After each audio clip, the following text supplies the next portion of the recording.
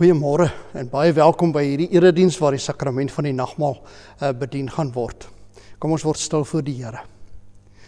Die Here is my krag en my beskerming. Die Here het tot my redding gekom. Hy is my God. Hom roem ek. Hom prys ek. Amen. Jesus het waarlik opgestaan en hy leef. En dis nou in sy naam wat ek vir jou groet. Genade vir jou en vrede vir jou. Amen. Ons bring vanmôre aan die Here eer met ons stemme. En ons sing lied 190 vers 1 tot 3. Grote God, aan U die eer.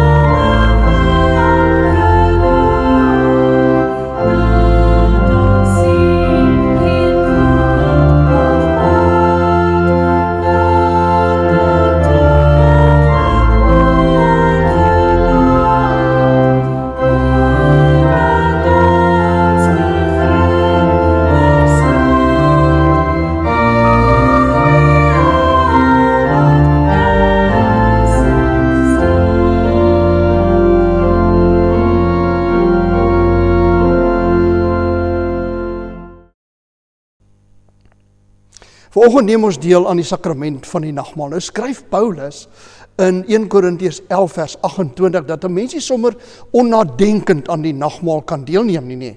Hy skryf daar in vers 28, maar elkeen moet homself ondersoek voor hy van die brood eet en uit die beker drink. Nou, hoe ondersoek 'n mens jouself? Wel, ons het die woord van God en ons moet luister wat die woord sê. En saam met die woord het God sy gees gegee, wat die woord in ons harte indra, en wat vir ons help om onsself te ondersoek. So, jy laat eintlik toe wanneer jy die woord lees, dat God se gees jou lei om te hoor wat die Here sê. So kom ons begin by die woord. Die woord sê, jy moet die Here jou God, dis nou Vader, Seun en Heilige Gees lief hê met jou hele hart. Alles, jou hele siel, jou hele verstand en al jou kragte en jou naaste soos jouself. Dis wat ons moet doen. Here, vergewe. Wees ons genadig. Ja, Jesus, wees ons genadig. Ek het soms ook neergekniel voor mensgemaakte gode. Here, ek het gegaan op paaie wat my ver van U af wegneem. Maar ek keer weer terug na U toe. En ek pleit om U genade, vergewe tog my sonde en neem my in U huis. Here, ek het terugverlang na U. U liefde en U genade. na die stroom van goedheid wat vloei waar U woon. En nou kom buig ek my voor U neer, want U is nog my Vader, en ek is nog 'n kind van U. U het nie vergeet nie, ek ook nie. So Here, vergewe, wees ons genadig. Amen. En nou sê die Here in sy woord aan elkeen wat sy sonde bely, God is getrou en regverdig nie. Hy vergewe ons al ons sondigs en reinig ons van alle ongeregtigheid. 1 Johannes 1 vers 9. En daarom neem ek nou die vrymoedigheid om jou deel te maak van die nagmaal. En ek nooi jou uit om saam later die nagmaal te geniet. Kom ons bid saam.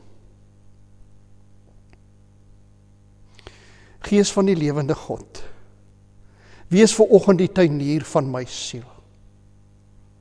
Hoe lank wag ek nou al op U, Here, in stilte?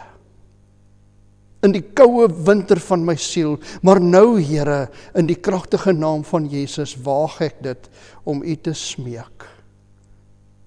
Hark asseblief die dooie blare van die verlede weg. Maak stik in die harde kluite van my weerbarstige gewoontes en die groewe waarin ek beland het. Werk diep in my in die ryk kompos van die werk van U Gees. Plant diep in my siel U lewegewende woord en Here, versorg, gee water, koester my hart, totdat die nuwe lewe in my ontkiem en groei en blom. Amen. Ons skriflesing vanoggend kom uit Matteus hoofstuk 18. Nou vers 21 tot 35. En nou begin ons daar by vers 21 lees. Daarna het Petrus na Jesus toe gekom en gevra, Here, hoeveel keer moet ek my broer vergewe as hy iets verkeerd teen my doen? Selfs 7 keer? Nou mens vra jouself, waar kom Petrus aan 7 keer? Wel in Amos lees ons daar in 'n digterlike formaat dat die Here 3 keer vergewe, selfs 3 keer. Die 4de keer staan aan Amos, straf hy. Nou kom Petrus en sê, wel, as God 3 keer vergewe en ons maal daai 3 met 2, dan staan ons al op 6 keer, dan tel ons sommer nog een by, dan kry ons 7. So dis sekerlik genoeg, dis generous, nee. Dis oor genoeg vergifnis, 7 keer, alias Petrus. Wat sê Jesus daarvan? Jesus antwoord in vers 22.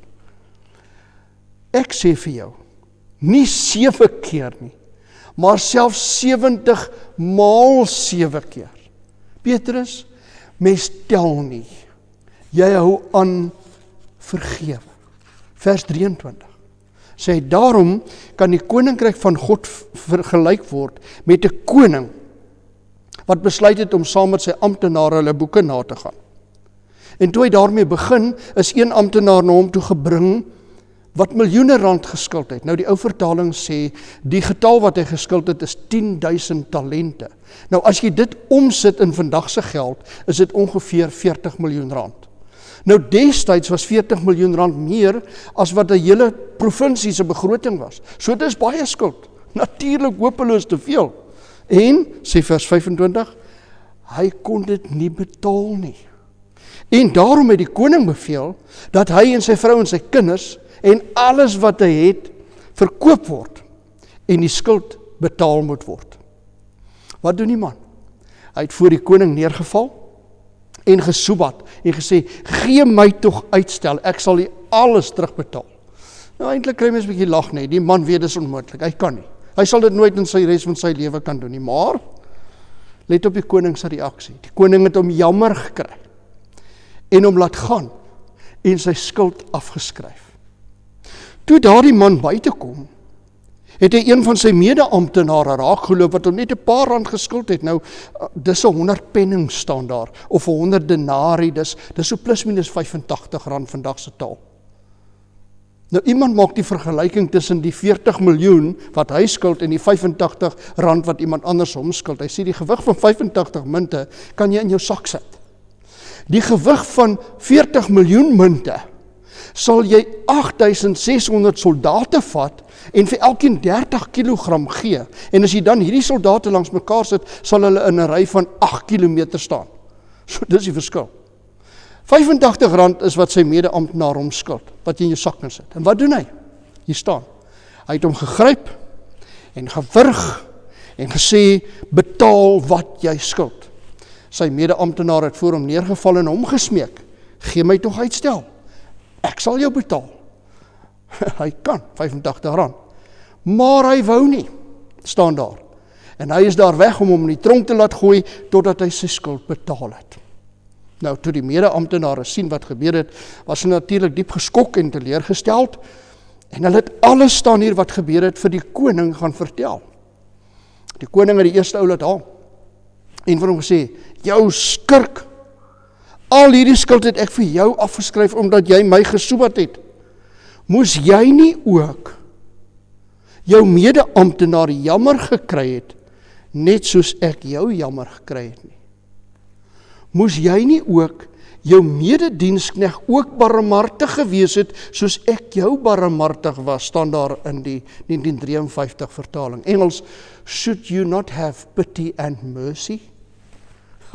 Die koning was woedend, en het hom opdrag gegee, oorgegee om gemartel te word, totdat hy al sy skuld betaal het.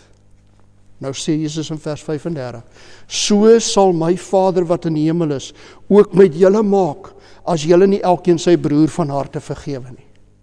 Hoor dit weer, so sal my Vader wat in die hemel is, ook met julle maak, as julle nie elkeen sy broer van harte vergewe nie. En Onse Vader, sê Jesus, vergewe ons soos ons wie vergewe? Ons skuldenaars vergewe. Jakobus 2 vers 13 is hierdie tema ook, waar daar staan, die oordeel sal onbarmhartig wees aan die wat nie barmhartigheid betoon nie. Nou, dis mos nou duidelik. Niks wat 'n ander mens aan my kan doen, kan vergelyk word met wat ek aan God gedoen het deur my sonde nie. En God is my genadig, en daarom is die opdrag, jy moet nou jou naaste, wat veel minder aan jou skuld, ook genadig wees. Gou 2 vrae. 1.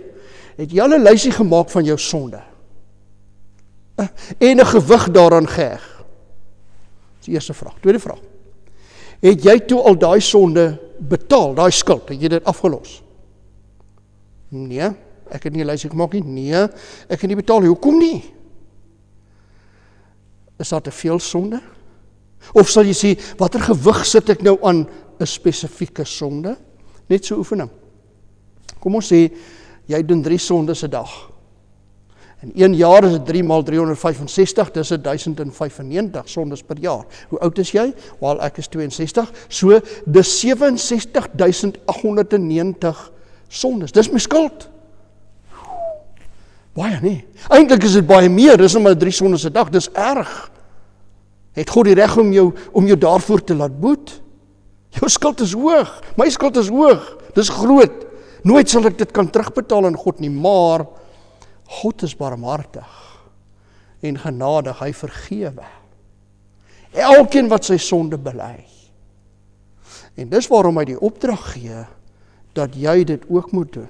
Jy wat hom so baie skuld en jou medemense jou so min, vergewe. Vraag is, hoekom vergewe ons so moeilik? Is dit miskien omdat jy nie besef hoeveel skuld van jou God afgeskryf het nie? Dat jy perspektief verloor?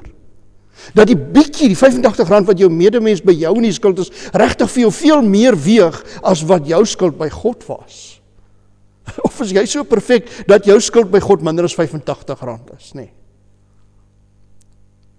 So, hoekom is ons so hard op ons medemens? Of is daar miskien iets anders? Sien, as iemand by jou in die skuld is, dan plaas dit jou in beheer, nie waar nie? Jy's in beheer. Jy's dan sy meerdere en hy jou mindere. In die oomblik wat jy die skuld vergewe, dan verloor jy jou beheer. En die hartseer is, daardie beheer wat jy probeer hou, deur nie sy skuld te vergewe nie, daai goed wat in die swart boekie opgeskryf is, en wat jy elke dag na kyk, uiteindelik bring daai goed vir jou ellende op ellende, want die molsoop word 'n berg. Ek wil dit verduidelik aan die hand van die volgende wat met my gebeur het. So 'n maand gelede werk ek daar in my workshop met hout en daar steek 'n splinter in hierdie duim. Skakel die saag af, kyk na die splinter, is so seer man, en ek probeer dit uittrek, daar steek so 'n stukkie uit, maar dit breek af. En dan probeer ek so weerskant te druk, om te kyk of dit nie miskien sal uitkom nie, maar nee, hierdie splinter sit daar. En ek besluit om 'n bietjie aan te gaan met my werk, want dis nou 'n klein rukkie nog voor middagete, Dorien gaan my net nog kom roep, dan sal ek die splinter uithaal. Ek werk nog 'n stukkie. Ek probeer dat my duim nou nie aan die hout raak nie, want Boeta, elke keer as hy raak, dan voel ek dit. So ek begin konsentreer om nie met my duim te druk nie, net die ander 4 vingers. En ek kom oor die weg. So af en toe vergeet ek om te konsentreer, dan druk ek met die duim en oef, dan skiet die pyn nie deur my vinger. Ouch. Middagete kom roep Dorien en ek gaan my hande was en ek gaan huis toe. En ek dink, nou moet ek gou die doringblikkie kry. Nou, ons doringblikkie is so 'n groot blikkie met naalde in en 'n tweezer, 'n skertjie en 'n naalknipper. Ons het dit altyd saamgery as ons Baviaanskloof toe gaan, want daar het jy maar altyd 'n doring in die voet gekry wat uitgehaal moet word, of die kinders se dorings in hulle voete gekry. So ek maak die blikkie oop, haal 'n lekker stewige, maar 'n dun naaltjie uit, ek wil nie te groot skade maak nie, en ek begin die vel rondom die splinter oopmaak. Nee, jy breek mos die vel so oop. Want ek sien presies waar die splinter is, daar is so 'n swart kolletjie, ek kan dit sien. En ek werk rondom die splinter, maak oop, vat die naalknipper, knip die vel af, en elke keer as ek nou met die naald moontlik aan hierdie splinter druk, so dan brul ek omtrent van die pyn, want die splinter is diep, dieper as wat ek gedink het. Nou grawe ek al dieper, en dan probeer ek met die tweezer vat, maar nee, dit raak net al hoe seerder. Later begin dit bloei, en nou kan ek nie meer sien waar is die swart kolletjie nie, kry 'n stukkie tissue, vee die bloed af. Maar dit bloei te vinnig, ek kan nie meer regtig presies sien waar die splinter sit nie. Nou probeer ek nou druk ek maar so in weerskante, in die hoop dat die splinter tog nou sal uitkom waar ek oopgemaak het. Maar kan nie jy sien dat iets gebeur nie? Ek probeer weer, so tussen die bloed deur, en toe ek nou genoeg gedruk het, en dit nou te seer is, toe drink ek weer, miskien het hy uitgekom, ek kyk op die tissue daar waar die bloedjie sit, niks nie. Ek dink jong, ja, hy seker maar uit. Maar ek plak 'n pleister op, want die ding is seer. Na ete gaan werk ek weer. Die duim is gevoelig, nee, ek moet konsentreer om hom nie aan die planke te laat raak nie. Ja, dink ek, dit gaan nou maar so wees. Die ding is diep. Die aand na ek gestort het, maak ek die plekkie met Savlon skoon, en ek kyk of ek die splinter sien, ek sien, nee. Ek sit toe maar salf van 'n pleistertjie op, net vir ingeval.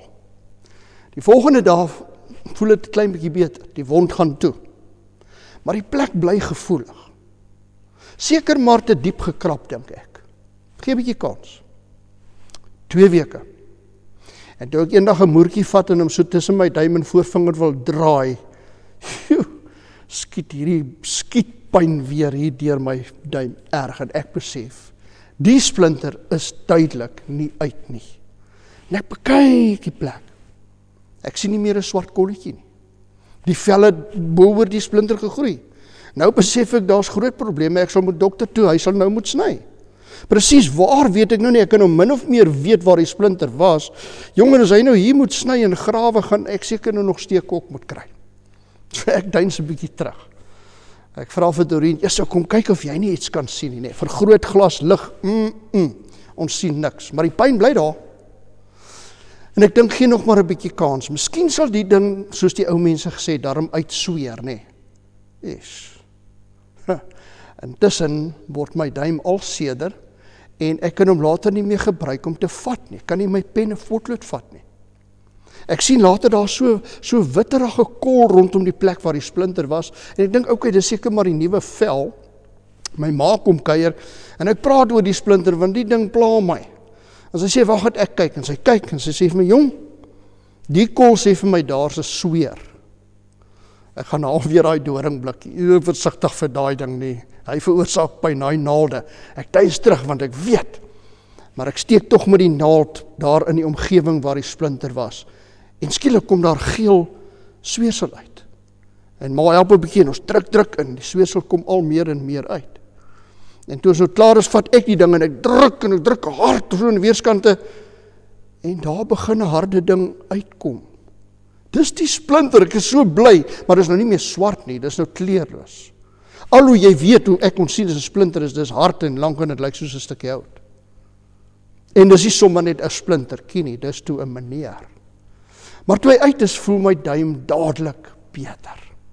En ek is so bly en verlig dat die ding uiteindelik uit is, dat dit so geplaai, volgende dag is dit sommer baie beter, het herstel vinnig, ek kan weer met my duim vat, en my duim se volle funksie is terug. Sonde is soos 'n splinter in 'n mens se lewe. Dit hoort nie daar nie. En terwyl die sonde in jou lewe is, veroorsaak dit pyn en ellende. Dit word erger en erger terwyl dit daar bly. En dit maak uiteindelik dat dit jou gedrag bepaal. Jy kan disfunksioneel raak. Dit kan sweer. Sien, want dan is die splinter in beheer. Hy bepaal. Daarom moet die splinter uit. Die sonde moet uit. Here, vergewe my. Sien, deur te glo in Jesus Christus word die splinter verwyder en die effek daarvan gaan weg. Nou is die sonde, die splinter nie meer in beheer van my lewe nie. Nou is God. En weet wat? Ek word gesond. En ek is vry van die sonde en van die skuld. Dis nou die sweer. Dankie, Here. Die nagmaal vanoggend herinner ons daaraan dat Jesus se dood aan die kruis my splinters kan uittrek. Dis waarvoor hy gesterf het. Hy kan my lewe verander. Hy kan in beheer van my lewe kom en al hierdie goed wat in beheer is, die splinters uittrek.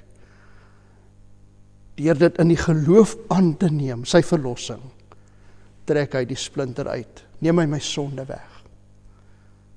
Nou sê vanoggend se woord, die wat ons gelees het, Matteus 18, my splinter is nou uit, deur die genade van Jesus. My skuld is vergewe deur Jesus Christus. Nou moet ek dit ook doen aan ander.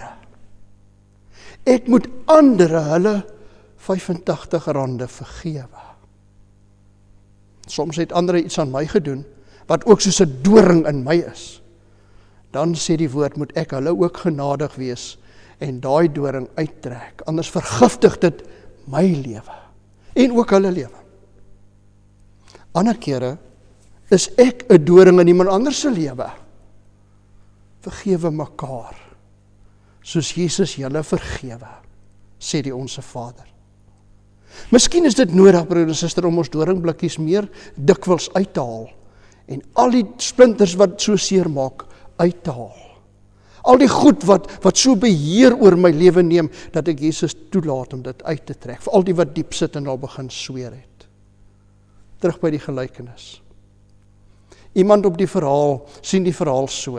Ek wil hê jy moet gou na hierdie foto kyk. Sien jy die ou wat kyk in die spieël, en hy sien alles behalwe homself. Nie waar nie? Die fout van die amptenaar in ons verhaal is, dat hy nie gesien het wat gebeur het nie. Die koning het teenoor hom skuld afgeskryf, wat hy nooit in sy leeftyd sou kon betaal nie. Miljoene rand, 40 miljoen, waarvan nie gepraat word. Dis simbolies van almal se skuld voor God. Indien hierdie amptenaar net dit sou raak sien, hierdie onberekenbare genade van die koning aan hom, sou hy heel anders teenoor sy mede-amptenaar opgetree het. Maar al wat hy sien, is die ander een se foute. Wie raak sien wat God vir ons gedoen het, kan dan, en wie dit saam met Christus gekruisig, die ouers verby, so mens word bevry om daadwerklik ook iets aan ander te doen. Kyk, daar's niks wat so verlammend as 'n verlede is wat nie gesuiwer is nie. 'n Gesuiwerde verlede produseer medelee en genade. Dit hou nie telling van al die ander mense se oortredings nie. 'n Gesuiwerde verlede bring ook regstelling voort van dit wat ek of ons teenoor ander verkeerd gedoen het. Tyd vir aksie vir jou. Vra jouself, is daar splinters wat nog pyn bring? Jy weet wat om daarmee te doen. 2. Watter skuld mag daar nog staan tussen jou en ander? En wat is daar wat dan gedoen moet word om dit reg te stel? Hoe gaan jy dit doen? Hoe gaan ek berou bewys met woorde wat nie sommer net hol woorde is nie? Nou, ek wil jou uitnooi. Ons vier vanoggend die verlossing van ons sonde, die splinters wat die Here Jesus in sy genade uit my lewe uitkom verwyder uit. En kom ons gaan dan hier uit en ons gaan wees genadig teenoor ander mense. Ek nooi jou nou uit om saam met Jesus aan tafel te sit. Terwyl ons nou hier sit, kom ons bely ons geloof aan hom in die volgende woorde. Ek glo in God die Vader, die Almagtige, die Skepper van die hemel en die aarde. En ek glo in Jesus, sy enige gebore seun, wat ontvang is van die Heilige Gees, gebore uit die Maagd Maria, wat gelei het onder Pontius Pilatus, gekruisig is, gesterf het, der helle neergedaal het, Jesus, wat op die 3de dag opgestaan het uit die dood, opgevaar het na die hemel, en hy sit aan die regterhand van die Almagtige God, van waar hy dan sal kom, om te oordeel oor die wat nog lewe, sowel as oor die wat reeds gesterf het. Ek glo in die Heilige Gees. Ek glo aan 'n heilige, algemene Christelike kerk, die gemeenskap van die heiliges. Ek glo in die vergifnis van sonde, die opstanding van die vlees en in ewige lewe. Amen. Hier is die tekens dat jou sonde in Christus vergewe is. Die brood is sy liggaam, die wyn is sy bloed. Neem dit, eet dit, drink dit en glo dat sy liggaam gegee is tot 'n volkome versoening vir al ons sonde.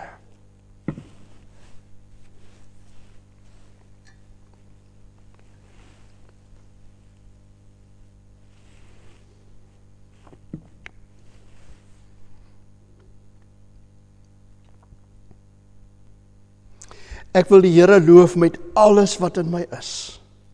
Ja, ek wil sy heilige naam loof. Ek wil die Here loof en nie een van sy weldade vergeet nie. Dis hy wat al my splinters verwyder, al my sonde wegneem, wat my genees van siekte en my red van die graf. Dis hy wat my met liefde en ontferming kroon. Dis hy wat my die goeie in oorvloed laat geniet en my die jeugdige krag van 'n arend skenk. Barmhartig en genadig is die Here, lankmoedig en vol liefde. Hy sal ons sondes nie bly toereken nie, en nie vir ewig toornig bly nie. Hy handel met ons nie volgens ons sondes nie. Hy vergeld ons nie vir ons ongeregtighede nie. Want so groot as die afstand tussen die hemel en die aarde is, so groot is sy liefde vir die wat hom dien. En so ver as die ooste van die weste af is, so ver verwyder hy ons oortredinge van ons af. En soos 'n vader hom ontferm oor sy kinders, so ontferm die Here hom oor die wat hom dien. Ek wil die Here loof. Here, help my ook om ander se splinters te vergewe. Amen. Ons gaan afsluit met lied 277. Die Here is die lig wat deur die duister skyn nie. En baie dankie Liesel dat jy dit vir ons speel. En baie dankie ook Gretchen en Esther dat julle vir ons help om hierdie lied te sing. Kom ons staan, dan sing ons dit tot eer van God en as 'n gebed.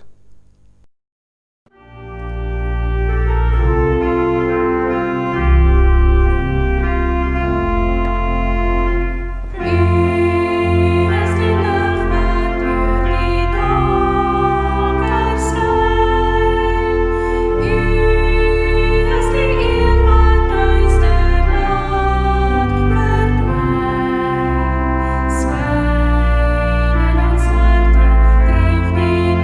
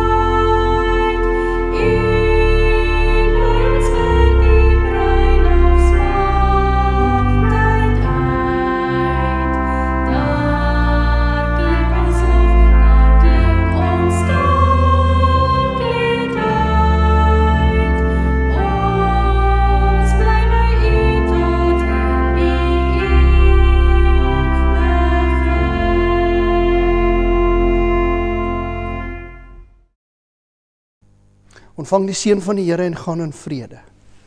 Die Here sal julle seën en julle beskerm. Die Here sal tot julle redding verskyn en julle genadig wees. Die Here sal julle gebede verhoor en aan julle sy vrede gee. Amen.